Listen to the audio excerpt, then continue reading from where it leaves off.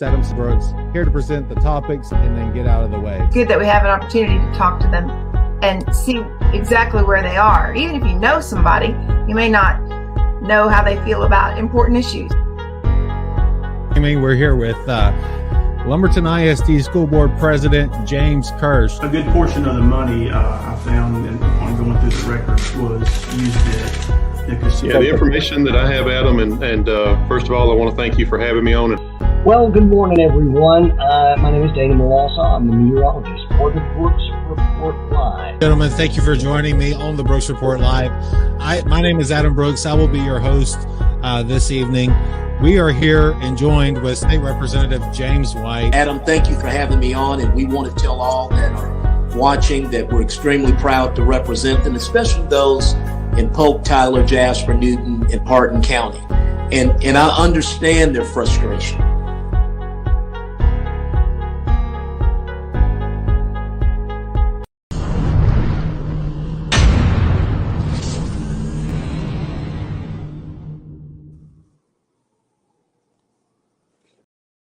Well, good evening, everyone. Thanks for joining me here on the Brooks Report Live. I see you guys are watching. If you will, just put a 1 in the comment if you're watching us live. Put a 2 if you're watching the recorded version. Now, I have something that's kind of out of my area of expertise that we're going to be talking about here tonight, but I think it's highly important, and it's such a good thing. I wanted to bring this gentleman on and have him talk about it. He does it with passion and out of the right place, and so I wanted to share it with you guys. And before we get started, I want to definitely thank my sponsors, which is Altus, Lumberton Hospital,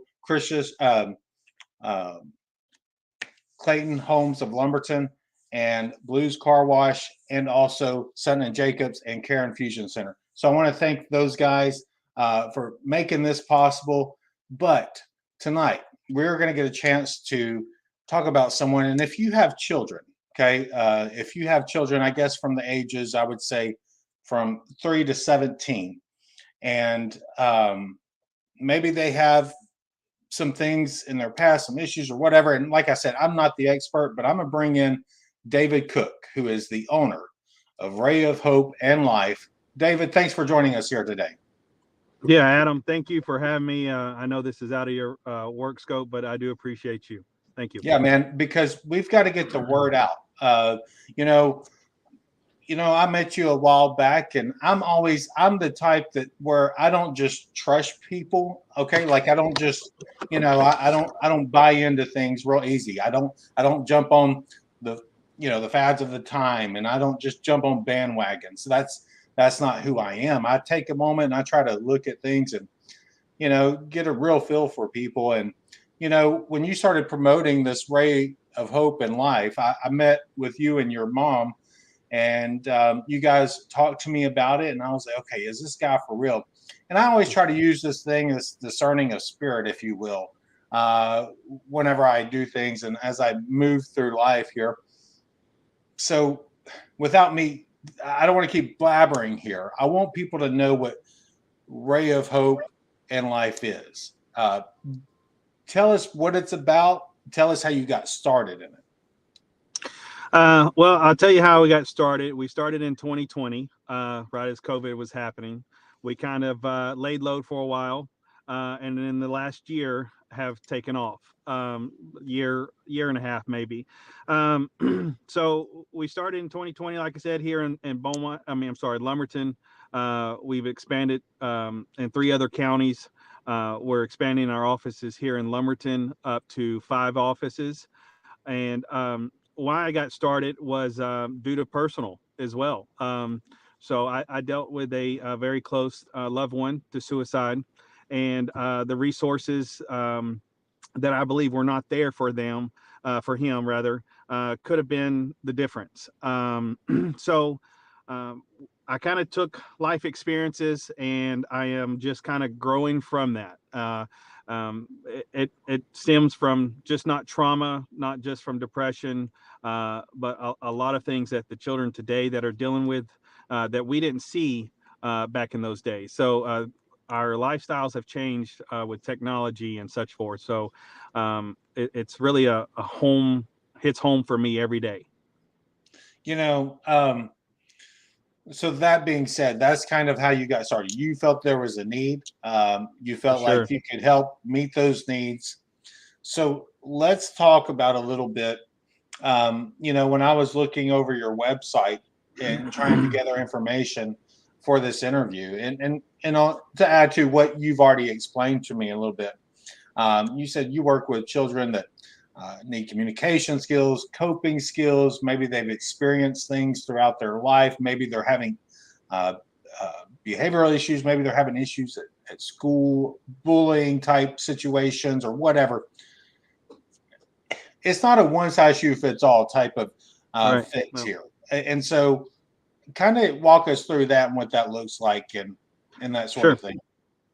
So everyone is different, obviously, and some of these kids are coming from you know, low end areas, if you will, to high end areas, and some of these paths across are the same, dealing with physical, emotional abuse, and all of them are pretty much the same issue, different home settings. And we also, you know, speaking, we work with the children, but we also work with the parents, because I feel like as a parent, you know, 3 of my own, I've got to be responsible enough to come home, show them that, you know, I'm doing these things and I want them to follow that path. So we work with the parents, but working with these children and giving them these boundary settings and, you know, giving them control of their anger outbursts and their coping skills when they lose a loved one, or dealing with the bullies at school, and how to do that in a healthy manner, not going home and self-cutting to get that anger out, to you know, to come to their parents and be open enough with their parents and do those things. And that's what we're here for. So we're trying to give the children those skills, as skill building, as we say, and that voice, their own voice, to speak up to their parents. And that goes for all ages. I mean, we're 3 to 17. We have a lot of teenagers here just in Hardin County. We have a lot of teenagers actively. We probably are having roughly around 250 kids actively in 4 locations. And we get hits by the moment. There's not enough of you know, adults really to go help these children. So Yep. let me ask you this. Let's say, you know, you mentioned it's not just for like low income or middle income or high income areas Right. of demographics. This is for all walks of life and all people. And some people may not just want their business out there. I mean, That's true. I mean, I may not want you to know about little Johnny and little Susie having to go to this thing, because I don't want that pegged on them for the rest of their life. Right. So how do you go about doing this to where people can contact you and it's completely safe and nobody has to know or anything of that nature? Sure. So we are bound by the state and we're HIPAA. So there is that, obviously. I'm very vocal to everyone that works with me and to parents. I know for some it's a pride thing. You know, I don't want so-and-so down the street that lives around the block from me to know that my son's dealing with something. But that's where we have to separate. We have to really, what's the best here? Is it my pride or is it something that my child needs? And we should always choose what the child needs. So the sooner the better, obviously, because it benefits the child, and doesn't make you a bad parent that you have to come to, you know, I say it takes a village, you know, so step up now. If this message for you, step up today. We're definitely not going to disclose any information to anyone other than your peer provider that you'll be working with. We're definitely not out here to broadcast anybody. We're definitely here to help the source directly. Well, so let's say they talk about it. They have a family meeting and they say, let's research this a little bit. Let's make contact. Sure. And they're like, well, we don't know how much any of this costs. We don't know if they accept our insurance. We don't, sure. You know. So why don't you explain that route? Sure. So we're a paid service through Medicaid. I will say that we take Community Health Choice, Texas Children, Cigna, Molina, and Superior. So that is a paid service through Medicaid. There is no fee for that. All that can be found on our Q&A website as well. It'll list that. If you want to pay outside of that, it is $80 an hour.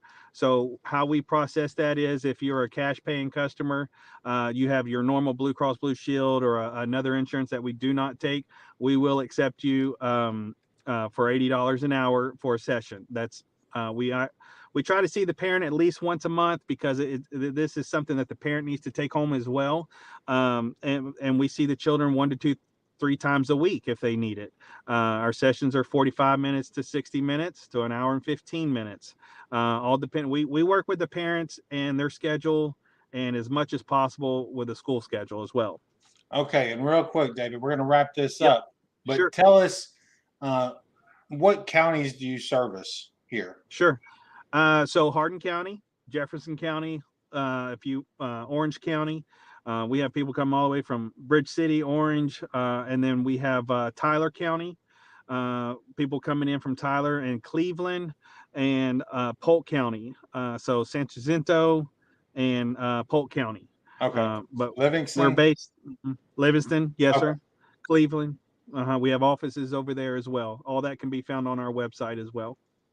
Well, I just think this is a great thing, and that's why I wanted you to have on, so you could get some more exposure on it, and hopefully but more importantly for me, it's about the children that are in need of these services, and they don't know it's out there, or the parents, they're at their wits end and they're like, we've tried this, we've tried that, I don't know what to do now, and they feel like they're just in this stuck situation. This is a path forward for them, and I just wanted them to be able to know that it's out there. So thank you for what you do, and thank your team, and I hope you guys continue to grow, and I hope this opens some light, because it may not be the people watching or that see this in the replay that need it, but if they hear of somebody, they're like, hey, I just saw this thing, I just saw this deal on the Brooks Report, maybe they'll come and get those children the leadership and guidance and help that they need. So thank you, David, for coming on board. Thank you, Adam.